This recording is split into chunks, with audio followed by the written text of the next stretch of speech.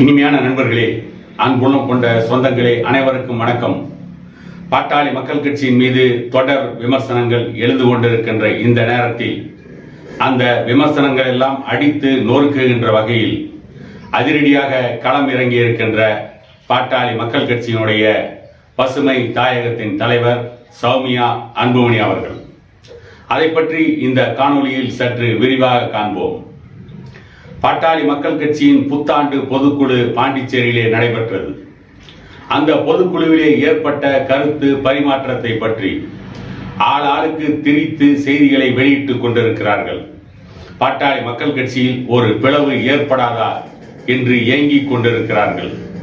பாட்டாளி மக்கள் கட்சியின் நிறுவனர் டாக்டர் ஐயாவின் பக்கம் ஒரு சாராரும், அன்புமணி ராமதாஸ் அவர்கள் பக்கம் இன்னொரு சாராரும் பிரிந்து செல்ல மாட்டார்களா? இவர்கள் அறிக்கை போர் நடத்த மாட்டார்களா?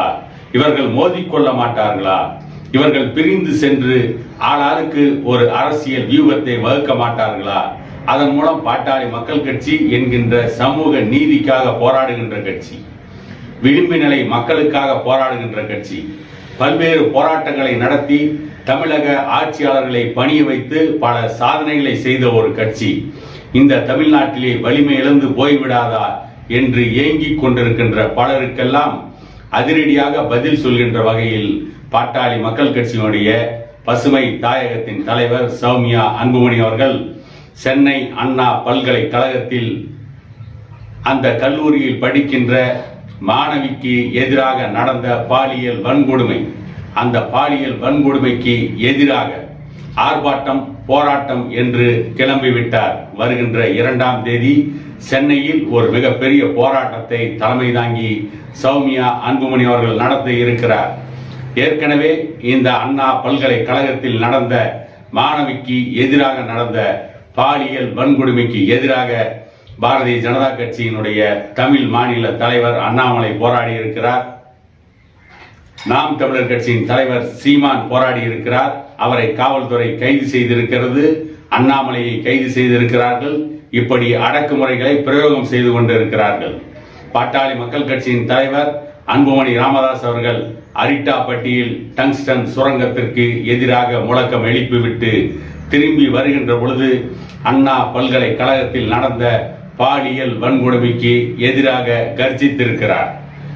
இவ்வளவு நடந்து கொண்டிருக்கிறது. தமிழ்நாட்டில் மிகப்பெரிய கலோபரம் நடந்து கொண்டிருக்கிறது. ஆனால் ஆளுகின்ற திமுக அரசு எதற்கும் செவிசாய்க்காமல் பொள்ளாச்சியிலே நடந்த கடந்த அதிமுக ஆட்சியில் பொள்ளாச்சியில் நடந்த பாலியல் வன்கொடுமையை பற்றி உங்கள் ஆட்சியில் நடந்தது, அப்பொழுதெல்லாம் அமைதியாக இருந்தீர்கள் என்று தமிழகமெங்கும் போஸ்டர் அடித்து ஒட்டி கொண்டிருக்கிறது இன்றைக்கு ஆளுகின்ற திமுக அரசும் அந்த கட்சியும். அவர்கள் என்ன சொல்ல வருகிறார் என்று சொன்னால், அண்ணா திமுக ஆட்சியில் நடந்தது, திமுக ஆட்சியில் பாலியல் வன்கொடுமை நடக்க கூடாதா என்று அண்ணா பல்கலைக்கழகத்தில் நடந்த பாலியல் வன்கொடுமையை நியாயப்படுத்துகிறார்கள். காரணம், அந்த மாணவியை பாலியல் வன்கொடுமைக்கு ஆளாக்கிய ஞானசேகரன் என்பவர் திமுகவில் இருப்பவர். அவர் திமுகவின் மாணவரணி செயலாளர்.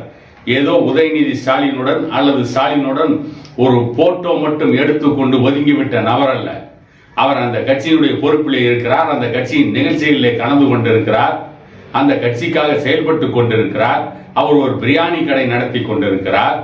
அவர் மீது இன்றைக்கு கடுமையான நடவடிக்கை எடுக்க வேண்டும் என்று சொல்லப்படுகிறது. அதற்காக பல தலைவர்கள் போராடுகிறார்கள். பாட்டாளி மக்கள் கட்சியுடைய தலைவர் சௌமியா அன்புமணி அவர்கள் இன்றைக்கு களத்திலே இறங்கி போராட வருகிறார். வருகின்ற 2ஆம் தேதி போராட்டம் நடத்துகிறார். ஆனால் தமிழ்நாட்டிலே இந்திய ஜனநாயக மாதர் சங்கம் என்று ஒரு சங்கத்தை வைத்துக் கொண்டிருக்கின்ற மார்க்சிஸ்ட் கம்யூனிஸ்ட் கட்சியின் துணை அமைப்பு எங்கே தூங்கிக் கொண்டிருக்கிறது? கும்பகர்ண தூக்கத்திலே இருக்கிறார்களா? இன்னும் பல மாதர் அமைப்புகள் இருக்கிறது. அந்த அமைப்புகள் எல்லாம் திரைப்பட போஸ்டர்களை கிழிப்பதற்கும் அந்த போஸ்டர்களில் சாணி அடிப்பதற்கும் வருகிறார்கள். வரவேற்கிறோம். திரைப்படம் ஆபாசமாக இருக்கிறது என்பதால் அதை எதிர்க்கிறோம் என்று சொன்னால் அதை வரவேற்போம். அதற்காக வீதியிலே நின்று போராடுகின்ற அந்த மாதர் சங்கங்கள், சங்கராச்சாரியருக்கு எதிராக போராடுகின்ற அந்த மாதர் சங்கங்கள் இன்றைக்கு எங்கே போனார்கள்? அண்ணா பல்கலைக்கழகத்தில் உலக புகழ்பெற்ற பொறியியல் கல்லூரியில், இன்னும் சொல்ல போனால் மிகவும் பழமை வாய்ந்த தமிழ்நாட்டில் இருக்கின்ற பொறியியல் கல்லூரிகளுக்கெல்லாம் முதன்மையான பொறியியல் கல்லூரியான அண்ணா பல்கலைக்கழகத்தில் மாணவிகளுக்கு பாதுகாப்பு இல்லை, மாணவிகளுக்கு பாலியல் வன்கொடுமை நடக்கிறது என்று போராடுவதற்கு எந்த மாதர் சங்கங்களும் வராத நேரத்தில் கூட இன்றைக்கு பாட்டாளி மக்கள் கட்சியின் மீது பல்வேறு பிரச்சனைகள் எழுப்பப்பட்டுக் கொண்டிருக்கிறது. பாட்டாளி மக்கள் கட்சி எப்படியாவது அழித்துவிட வேண்டும் என்று பாட்டாளி மக்கள் கட்சிக்கு எதிரானவர்கள் துடித்துக் கொண்டிருக்கிறார்கள். ஆனால் அதையும் மீறி, அதையும் தாண்டி இன்றைக்கு பாட்டாளி மக்கள் கட்சி மக்களுக்கான இயக்கம், பெண்கள் பாதுகாப்புக்கான இயக்கம், கல்லூரி மாணவ மாணவிகளை பாதுகாக்க துடிக்கின்ற இயக்கம் என்பதற்காக பாட்டாளி மக்கள் கட்சியினுடைய பசுமை தாயகத்தின் தலைவர் சௌமியா அன்புமணி அவர்கள் வீதியிலே இறங்கி போராட வருகிறார். மாதர் சங்கங்கள் எங்கே இருக்கிறது என்று தெரியவில்லை, மாதர் சங்கங்கள் போராட வரவில்லை.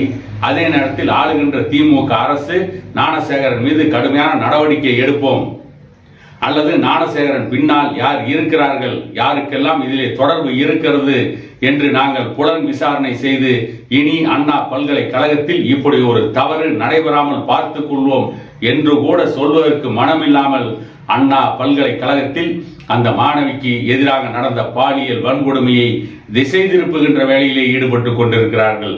அந்த மாணவி எதற்காக காதலுடன் சென்றால், ஏன் மறைவுக்கு போனார் என்றெல்லாம் தேவையில்லாமல் அந்த மாணவியை சீண்டிக் கொண்டு அந்த மாணவியை தவறானவர் என்று சித்தரிக்கின்ற வகையிலே தான் இன்றைக்கு ஆளுகின்ற திமுக அரசும் காவல்துறையும் செயல்பட்டுக் கொண்டிருக்கிறது என்ற சந்தேகம் எழுகிறது.